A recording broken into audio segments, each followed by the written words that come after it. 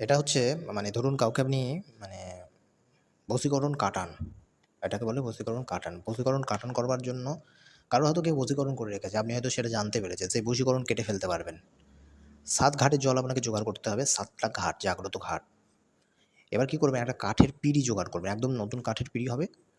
পূর্ব দিকে মুখ করে বসে তেল সিঁদুর দিয়ে একটি মূর্তি আঁকতে হবে তেল সিঁদুর দিয়ে। মানে যার এই যে বশীকরণটা কাটান করবেন।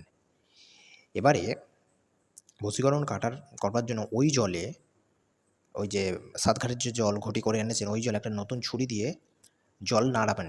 নাড়তে, নাড়তে ২১ বার এই ভিডিওতে দেওয়া মন্ত্রটি নাড়তে, নাড়তে জপ করতে হবে।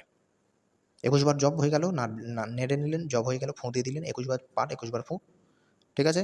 এবার ওই জলটা ৩ বার ওই ছুরি দিয়েই জলটা ৩ বার কাঠের পিঁড়িতে ওই মূর্তিতে ছড়া দিতে হবে। এরপর ওই মন্ত্র মূর্তিতেও আবার ৭ বার পাঠ, ৭ বার ফুঁক। মানে জায়গাটা তেল সেতু যে জায়গাটা করেছিলেন ৭ বার পাঠ, ৭ বার ফুঁ। ঠিক আছে? এরকম করে এবার ওই পিঁড়িটা আর মানে আপনি করতে পারবেন না, ব্যবহার করতে পারবেন না। হয় ওই পিঁড়িটা আপনাকে পুড়িয়ে ফেলতে হবে। যেকোনোভাবে পুড়িয়ে ফেলতে হবে। আর না হয় আপনাকে ফেলে দিয়ে আসতে হবে শ্মশানে। নিশ্চিতভাবে এটা করলে বশীকরণ কাটান হয়ে যাবে।